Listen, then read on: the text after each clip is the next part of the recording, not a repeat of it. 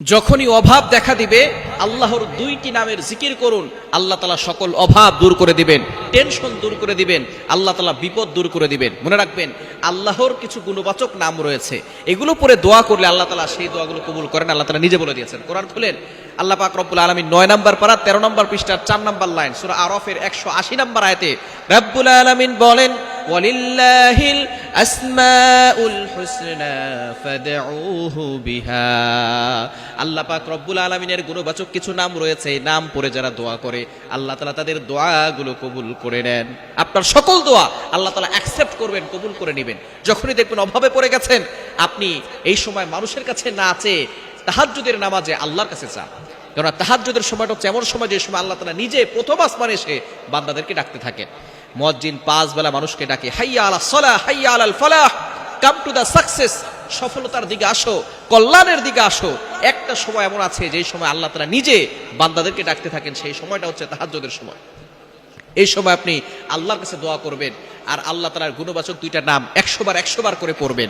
একটা নাম হচ্ছে আল ওয়াহাব। ওয়াহাব মানে হচ্ছে মহা দানবীর, যিনি মহা দানকারী, যিনি সবচেয়ে বড় দানবীর। আল্লাহ থেকে বড় দানবীর কেউ হতে পারে না। আল্লাহ পাক রব্বুল আলামিন যখন মানুষ যা চাইবে তাই দিতে পারে, সুতরাং আপনি আল্লাহর কাছে চাইবেন।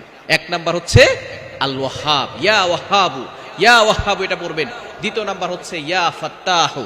আপনি এটা 100 বার 200 বার করে পড়বেন। ইয়া ফাত্তাহু অর্থাৎ বিজয় দানকারী, আপনাকে আল্লাহ পাক রব্বুল আলামিন বিজয়ী বানিয়ে দিবেন। আল্লাহ তাআলা আপনার সম্মান বাড়িয়ে দিবেন, আপনার মাথাকে উঁচু করাবেন। সুতরাং ইয়া ওয়াহাবু, ইয়া ফাত্তাহু, আল্লাহ তাআলার এই গুণবাচক দুইটা নাম আপনি বেশি বেশি করে পড়বেন।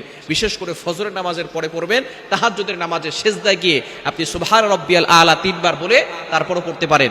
এছাড়া ফজরের নামাজের পরে পড়তে পারেন, মাগরিবের নামাজের পরে 100 বার করে পড়বেন। ফজরের পরে 100 বার ইয়া ওয়াহাবু, ইয়া ফাত্তাহু 100 বার, মাগরিবের নামাজের পরে আবার ইয়া ওয়াহাবু 100 বার, ইয়া ফাত্তাহু 100 বার পরে আপনি আল্লাহর কাছে দোয়া করেন। দেখবেন আল্লাহ তাআলা অল্প কয়েকদিনের ভিতরে আপনার অভাব দূর করে দিবেন। আল্লাহ তাআলা রিজিক নিয়ে কোনো টেনশন করতে হবে না। আল্লাহ পাক রব্বুল আলামিন গায়বীভাবে রিজিকের ব্যবস্থা করবেন। আল্লাহ চাইলে সবকিছু সম্ভব। আল্লাহ তাআলা পাখিকে রিজিক দান করেন। আল্লাহ তাআলা নিজে বলে দিয়েছেন 12 নম্বর পারার 1 নম্বর পৃষ্ঠার 1 নম্বর লাইন সূরা হুদের 6 নম্বর আয়াতে, ওয়ামা মিন দাব্বাতিন ফিল আরদি ইল্লা আলাল্লাহি রিজকুহা। আসমান জমিনে এমন কোনো প্রাণী নাই যে প্রাণীর রিজিকের ব্যবস্থা আল্লাহ তাআলা করেন না। সুতরাং আল্লাহ আপনার রিজিকের ব্যবস্থা করবে। আপনি ইয়াকিনের সাথে আল্লাহ তাআলার এই দুইটি গুণবাচক নাম পড়ে দোয়া করবেন, ইয়া ওয়াহাবু, ইয়া ফাত্তাহু। 100 বার করে আল্লাহর কাছে দোয়া করবেন, দেখবেন আল্লাহ তাআলা আপনার সকল দোয়াগুলো কবুল করবে।